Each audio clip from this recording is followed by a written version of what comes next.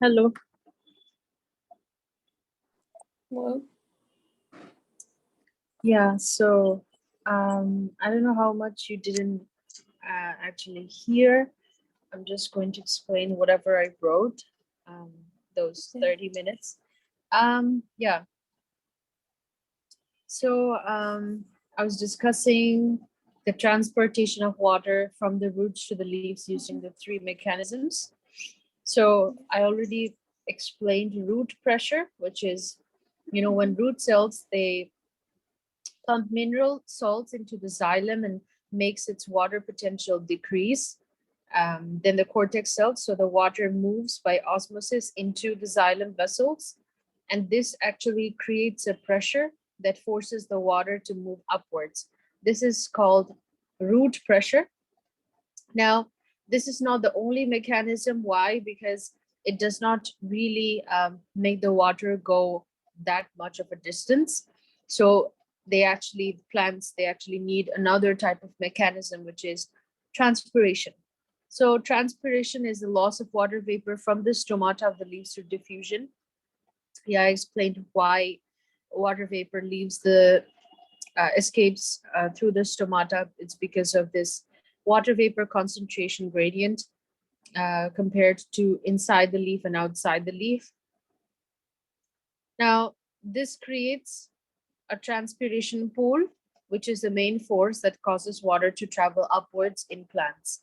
So what is, if you want to write transpiration pool, in a more, as a more formal definition, I wrote the suction force caused by transpiration that pulls water up the xylem is known as the transpiration pool. Okay. Yeah, so if you haven't really so the water is pulled from the roots, right, to the xylem. yes, from the roots to the xylem.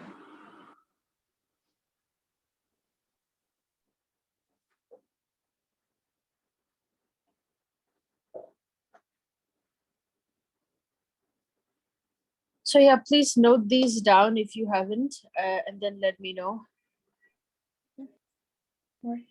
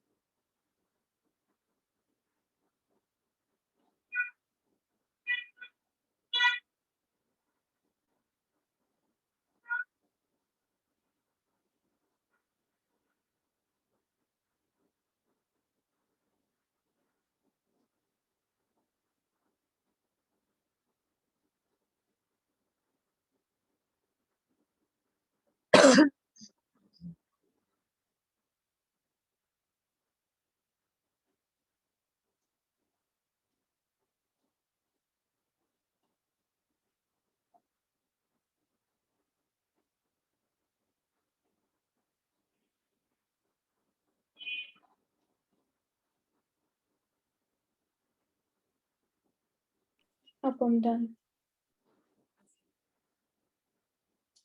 Just a moment, I'm going to show you a picture of, this transpiration happening.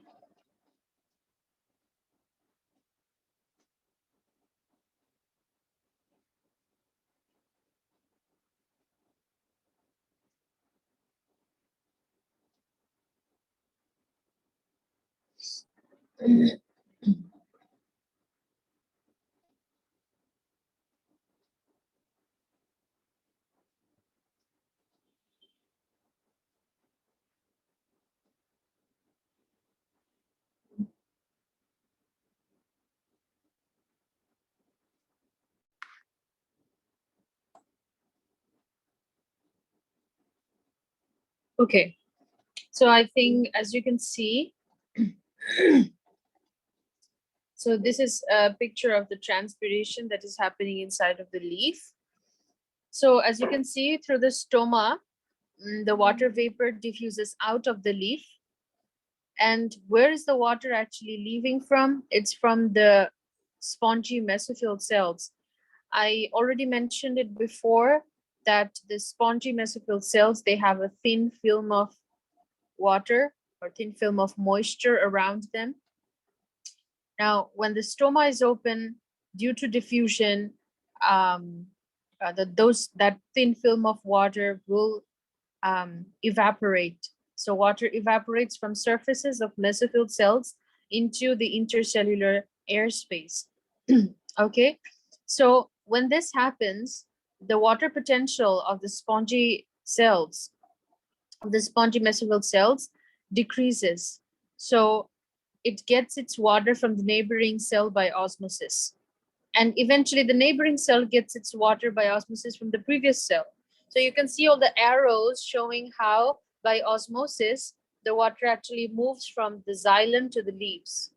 Okay, this is all by the transpiration pool. Okay, because water vapor is leaving the cell, so the leaf. That's why there is yeah, a lack of water inside of the leaf, and they will get this from the xylem by osmosis. So this transpiration caused the loss of water. I thought it was osmosis, right? Because it goes from a high concentration to a low concentration. Yeah, that's the thing.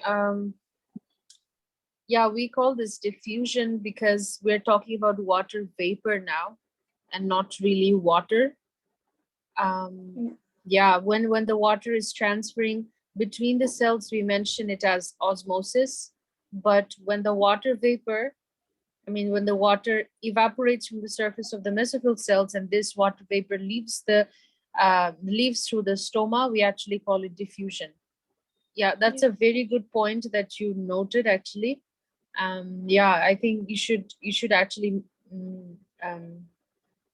take note of that, because if it's water vapor, then we should talk about diffusion. And when the water is moving through the cells as liquid water, then obviously it's osmosis. Yeah.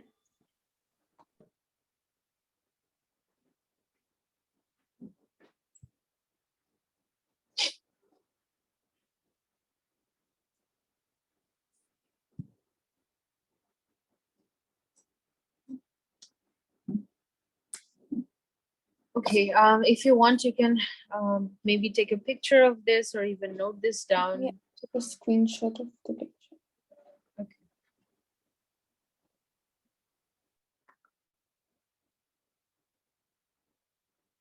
All right. Now, let's talk about the factors that affect transpiration. Okay.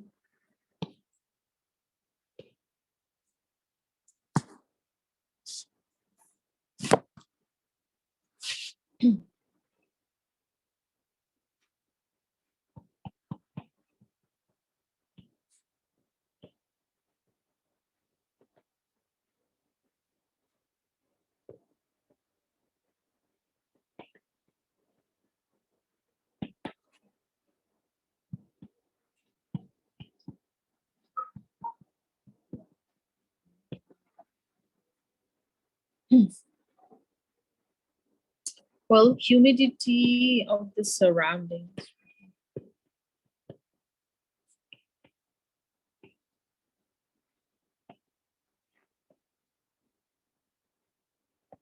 Okay. So obviously, humidity affects the concentration gradient of water vapor between the intercellular air spaces in the leaf and the external environment, right? So the higher the humidity, the higher the concentration of water vapor in the surrounding air, in the external air.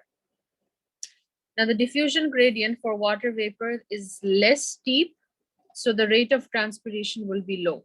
Okay. Yeah.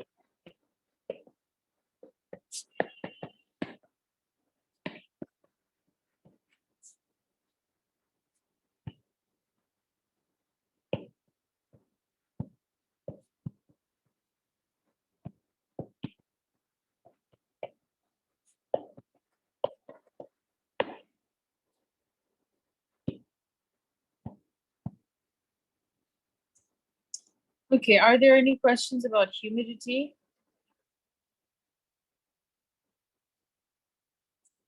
No. Okay. The second factor is the air movement. So wind, in other words.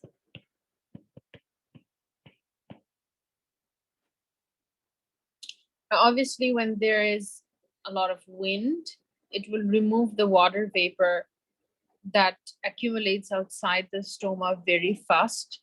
Okay.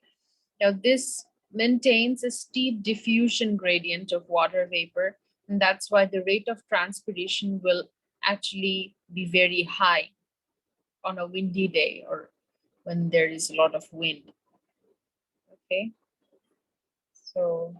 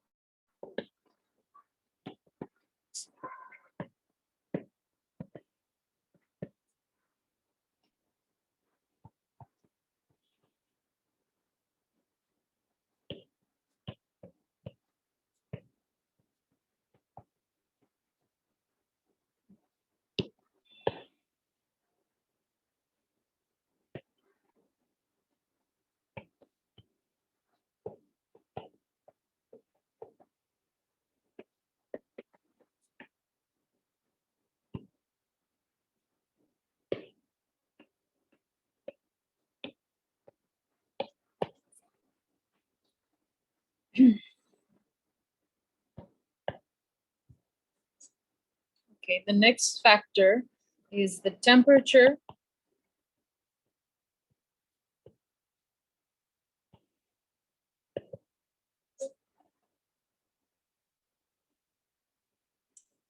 Um, Obviously, as we all know, heat or higher temperature increases the rate of evaporation, and it also increases the movement or the kinetic energy of water molecules, right? So the higher the temperature, the higher the rate of evaporation, which actually means that the rate of transpiration is also high.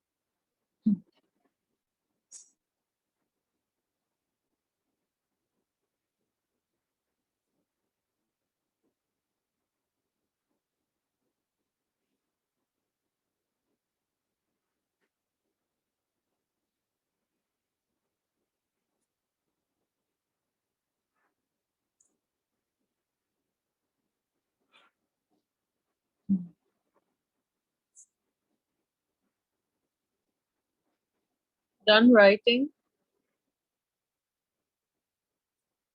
Yeah.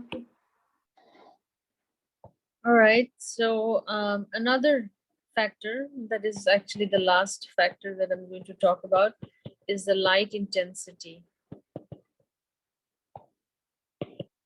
Okay. Now, as we know, light intensity causes the stomata to open because it signals that it is time for photosynthesis. So it needs a lot of carbon dioxide. So that's why the stomata, they all open when there is sunlight. Now, since transpiration takes place mainly through the stomata, obviously if it opens, that's when the rate of transpiration will increase. So with increased light intensity, the rate of transpiration will increase. Okay.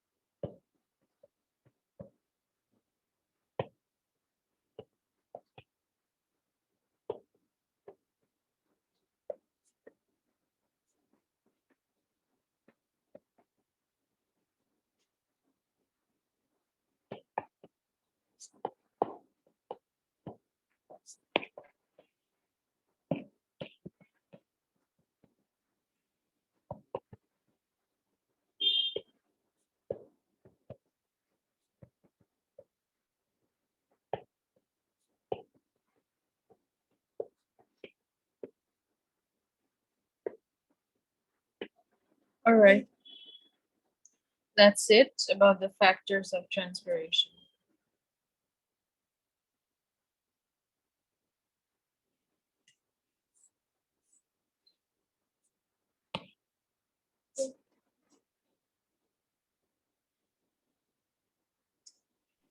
Done copy. Okay. Are there any questions? Did you understand everything? Yeah, so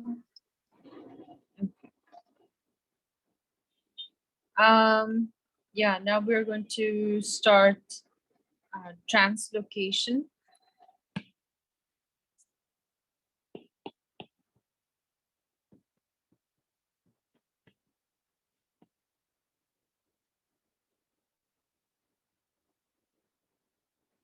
So what is translocation? It is the transport of sugars from the leaves to other parts of the plant. Okay.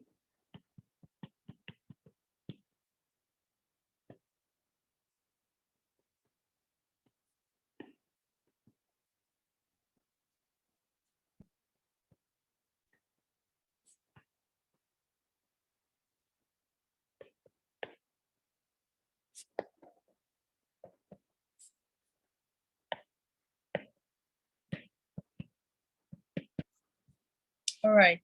Now, who does this? Obviously, phloem tissues.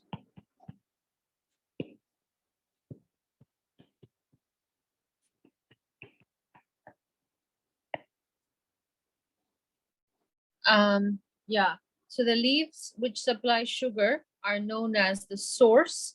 Now, while the other parts of the plant which get the sugar from the source are known as the sink. So source,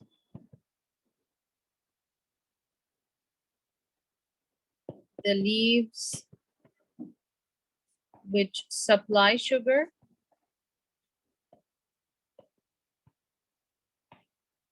and so a sink are the parts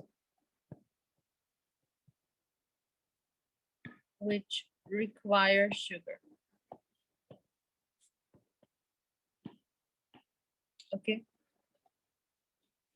Now, in this one, energy is actually required, okay? Energy is required for translocation because the mode of uptake of sugars into the sieve tube elements, which is in the phloem tissues, is active transport, okay? It happens by active transport.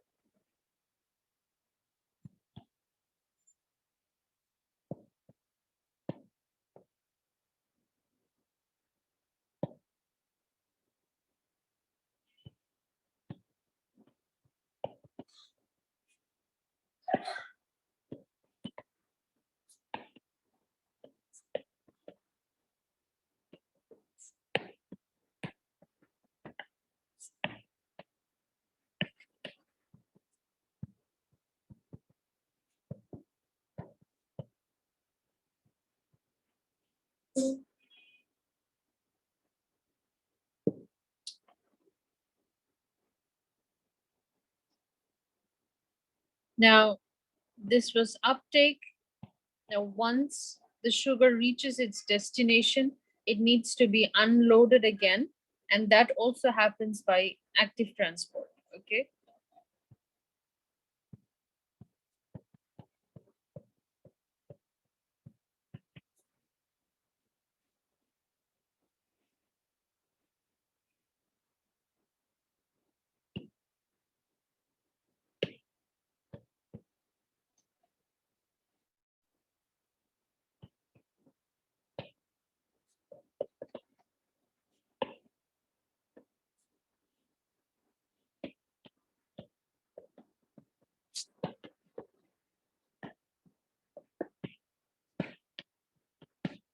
Okay. That is it. Can you check your syllabus whether you need to know, how to show that translocation is happening in the phloem? Are there any investigative studies, like practical studies? It says investigate using a suitable stain the pathway of water in a cut stem. Is that it?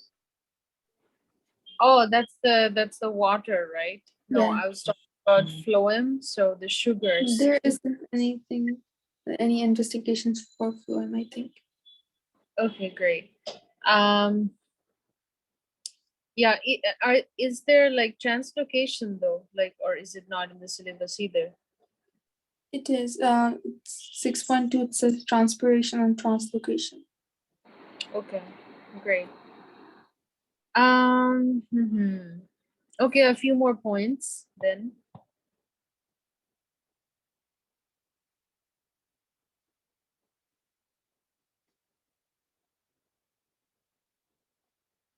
So translocation occurs from source to sink. It can be, the direction can be upwards or downwards. It really depends.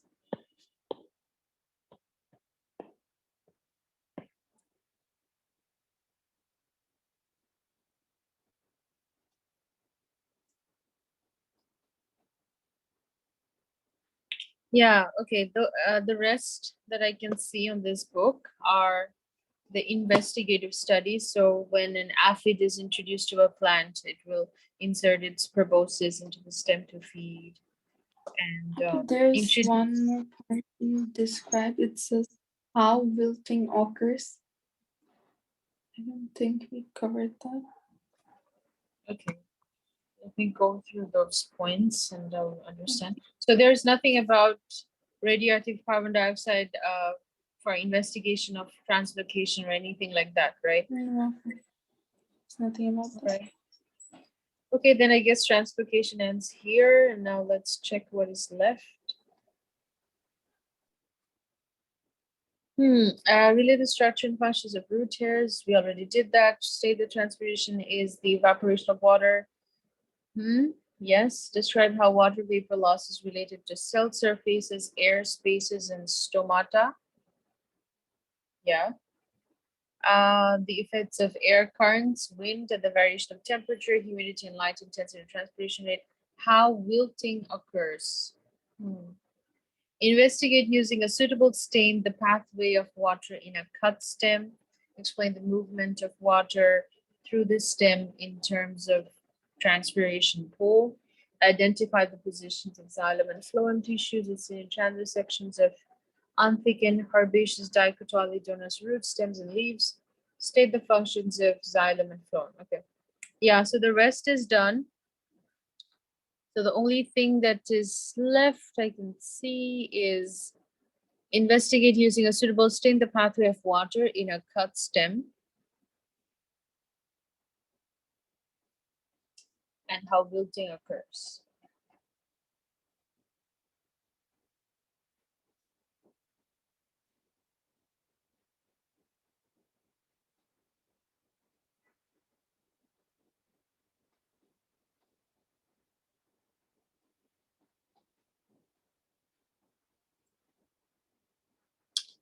Yeah, so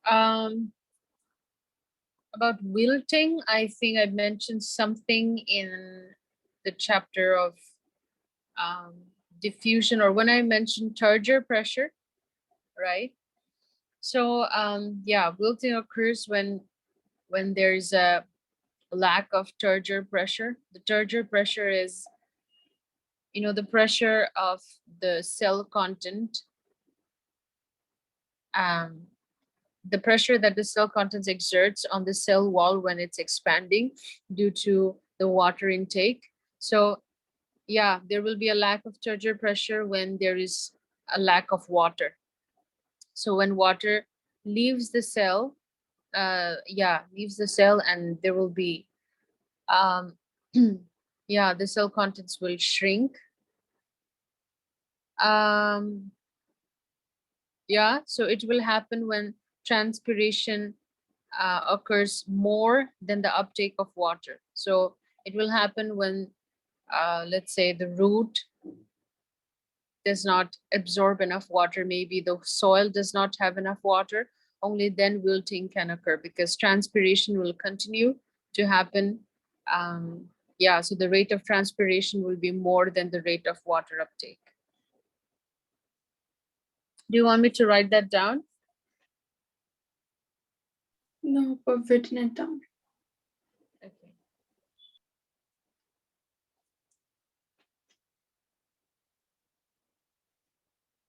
Are you sure, or I can write it down? It's not a problem.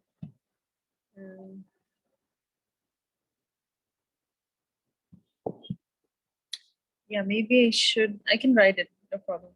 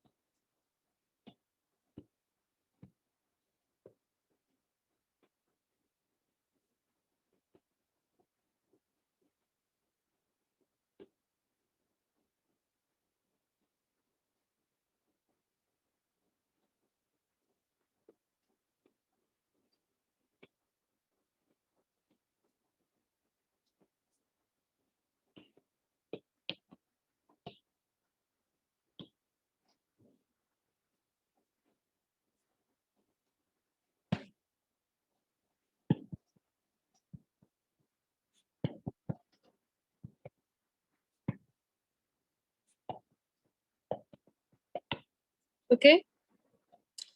All right. Now the investigation part.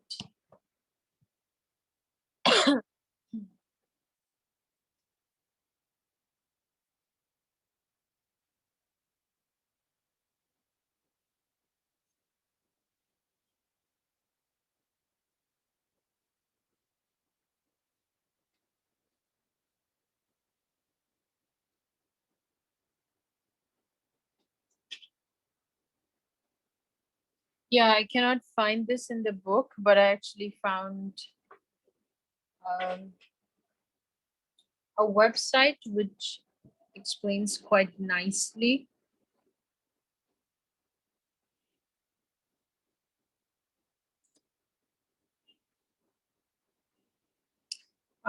Let me open this.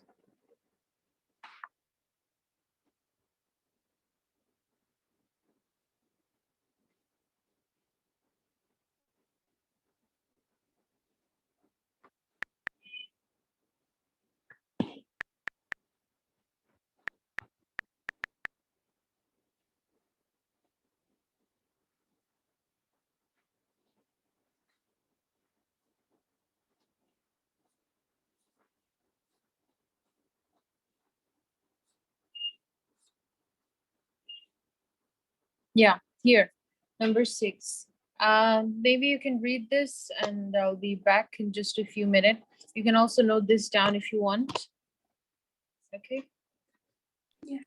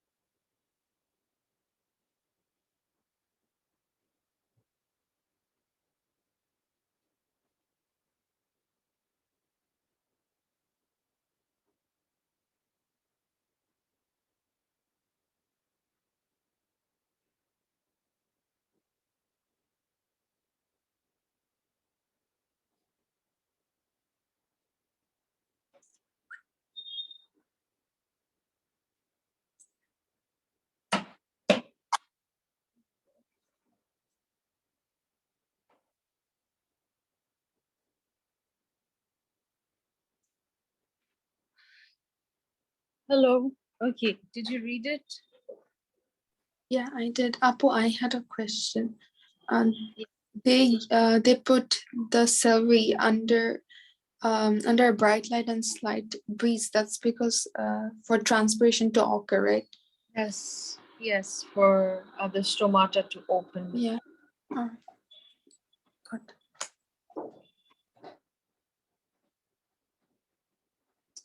Okay. Um, yeah, that's it. Are there anything else left? I don't think so. Okay, great. So now I will actually take an exam of yours. I mean, not now. I meant, Yeah. yeah, because we have completed up to transport in flowering plants. I think you don't really have any other plant chapters. The rest is about humans, I think. Um, yeah. Yeah, Yeah. so the next chapter will start is animal nutrition, and then transport in humans, respiration, and all those stuff. Yeah. Yeah, everything else is about humans, animals and humans. Okay. Then this is a good point to actually take an exam. Now, it really, I wanted to ask you whether you wanted to take the exam online or you wanted to come over and then take it physically. Yeah, whatever you choose, Which just one let would me. you prefer? Sorry. If which one would you recommend? Um, I would recommend physical, but yeah, if you know, like obviously, if you don't cheat on yourself, then obviously Yeah. online is similar. But yeah, I don't have the scope to cheat my exams or sooner. I would be ruining my future if I cheated. exactly. That's the point. Like if you're sensible, then it doesn't matter whether you take this exam online or physical. It's going to be the same. Okay. Uh, Yeah. Online because I'm still a little sick, and since Omicron is at its highest, I wouldn't want you to get infected as well. Yeah. Yeah. Sure. Sure.